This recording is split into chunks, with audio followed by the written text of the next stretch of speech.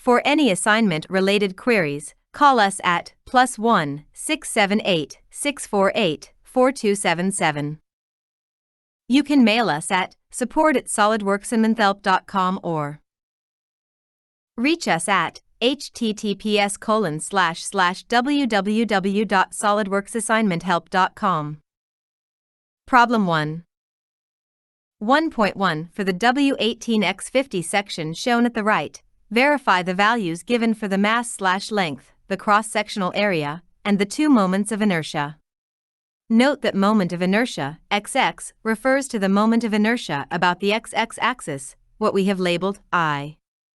That is, the yy refers to the moment of inertia about the yy axis. Problem 2. A steel wire, with a radius of 0.0625 in, with a yield strength of 120 × 103 psi, is wound around a circular cylinder of radius r equals 20 inches. For storage. What if your boss, seeking to save money on storage costs, suggests reducing the radius of the cylinder to r equals 12 inches? How do you respond? SolidworksAssignmentHelp.com. Problem 3. 1.1 A steel reinforced beam is to be made such that the steel and the concrete fail simultaneously. If ES equals 30 E06 psi steel, EC equals 3.6 E06 psi concrete, and taking. How must beta be related to D/H for this to be the case? Now, letting find D/H and beta value E's for a range of realistic values for the area ratio, NAS/BH, hence for a range of values for lambda. Make a sketch of one possible composite cross-section showing the location of the reinforcing rod. Take the diameter of the rod as 0.5 inches. SolidworksAssignmentHelp.com. Problem 1. Let A1 and A2 be the cross-sectional areas of the flange and web respectively.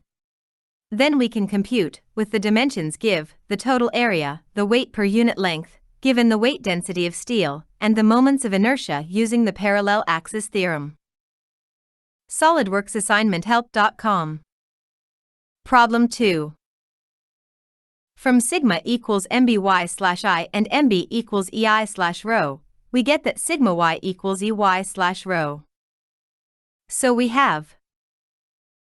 As you can see, if the radius of cylinder is reduced to 12 in, the stress in the steel wire will exceed the yield strength and thus make the steel wire fail, or undergone permanent plastic deformation. This is clearly not good, and thus you should tell your boss about this and inform him that the minimum radius of the cylinder that can be used for this steel wire storage is 16 in, which will give sigma y equals 113 × 103 psi. But for safety reason, and if it is stored for a long time period, you might want to keep the stress in the steel wire well below the yield stress. In this case, the original 20 in radius is a good choice. SolidworksAssignmentHelp.com. A steel reinforced beam is to be made such that the steel and the concrete fail simultaneously. If ES equals 30 E06 psi steel, EC equals 3.6 E06 psi concrete, and taking. How must beta be related to D/H for this to be the case? Now, letting find D/H and beta values for. Problem 1. A range of realistic values for the area ratio, NAS/BH, hence for a range of values for lambda. Make a sketch of one possible composite cross-section showing the location of the reinforcing rod. Take the diameter of the rod as 0.5 inches. The magnitude of the maximum compressive stress in the concrete will be seen at y equals HD. The maximum tensile stress in the steel will be seen at y equals dash d beta h. They are 1. SolidworksAssignmentHelp.com.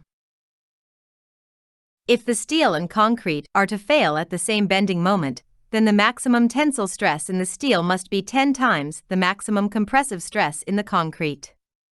So, d beta h e equals 10 h d e. With the S.C. Young's moduli given, this can be written We plot this linear relationship at the right. Beta and D/H must be positive and both less than 1.0. We can generalize this relationship if we allow. Problem 3. The relationship between the maximum stresses to be arbitrary and also allow for different ratios for the Young's model. Solidworks assignment help.com. The intercept for beta equals 0 is then just D/H equals C/1 plus C. Furthermore, all lines for any C must pass through the point 1, 1.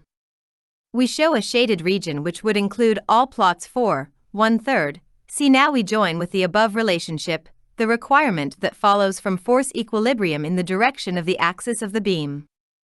We can eliminate beta in terms of D/H and obtain this, in time, simplifies considerably, or factoring the quadratic in D/H. Solidworks assignment help.com. We cannot have D/H equals 1, so this common term may be factored out 1, and we must then have to answer the question posed, if C equals 1.2 lambda equals, and if we let rho equals be the ratio of steel area to beam section area, we set out in a table some realistic values for D/H, rho, the area fraction of steel, and finally beta. Solidworks assignment help.com.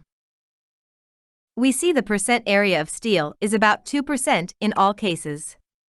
If we choose, arbitrarily, a beam cross-section of say 10 x 15 inches, and take D/H equals 0.6, the area of the steel will be 0.020 x 150 in 2 equals 3 in 2. If the rods have a diameter of 0.875 inches, reinforcing bar number 7, 2 each then has an area of 0.60 inches too, so we will need 5 rods. With this section, the steel will fail in tension, the concrete in compression, at the same time. Solidworks assignment help.com.